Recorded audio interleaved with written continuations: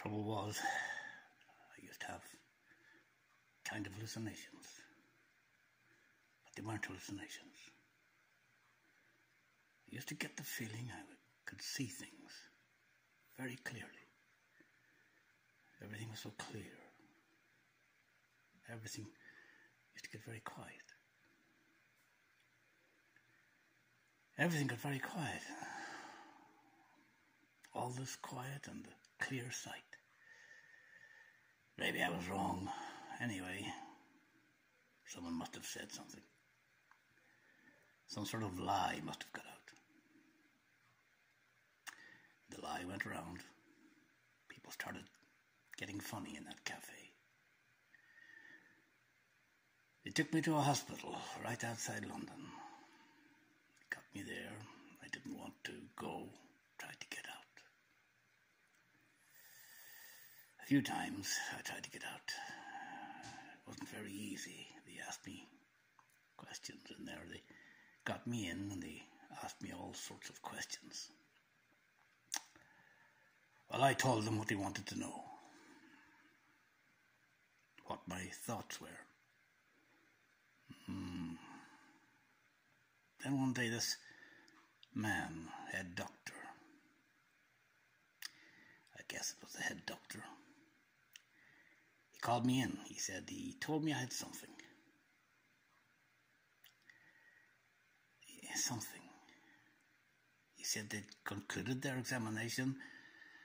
That's what he said. He showed me a pile of papers. And he said I got something.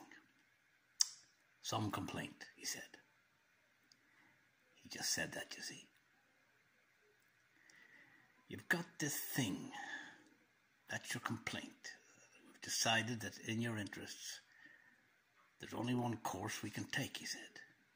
We're going to do something to your brain. If we don't, you'll be in here for the rest of your life. But if we do, you stand a chance, he said. You can go out and live like the others. What do you want to do with my brain? I said to him. But he just repeated what he'd said.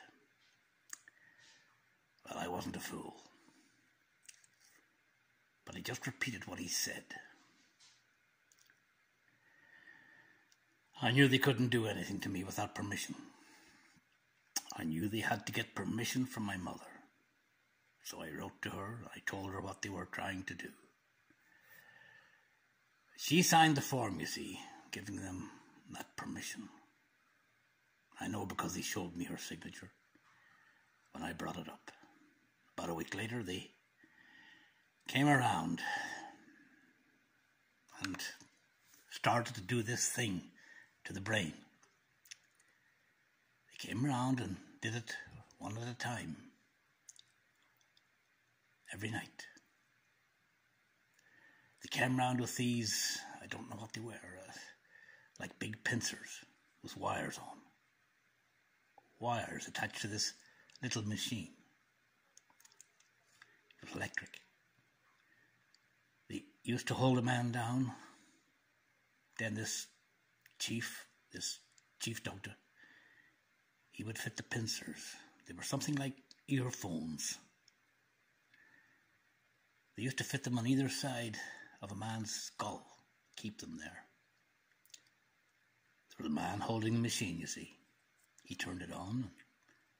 This chief, he presses these pincers against the man's skull and he keeps them there. Then they take them off, cover the man up, and they wouldn't touch him again until later on. Well, they were coming round to me. The night they came, I got up off my bed and I stood against the wall. They told me to get back on the bed. I knew they had to get me back on the bed because if I was standing up, they might break my spine.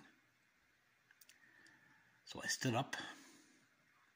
Then one or two of them came for me. Well, I was younger then. Much stronger than I am now. Quite strong then. I laid one of them out. I had another one round the throat. And then this chief, he had these pincers on my skull. And I knew they weren't supposed to do it to me standing up. That's why he did it. Though I did get out of the place, but I couldn't walk very well. I don't think my spine was damaged. No, that was perfectly all right. Trouble was, I couldn't hear what people were saying. I couldn't look to right or left. I had to look straight in front of me. If I tried to turn my head around, I couldn't keep upright, and I had these headaches. I used to sit in my room. I laid everything out in order, tidy, in my room. Much better than I used to. But I don't talk to people now. I stay clear of places like that cafe. I don't go into them now. I don't talk to anyone. I've often thought of going back and trying to find the man who did that. Who did that to my room. All the things I knew were mine. But I didn't die anyway. I feel I want to do one thing first. I want to build that shed out in the yard.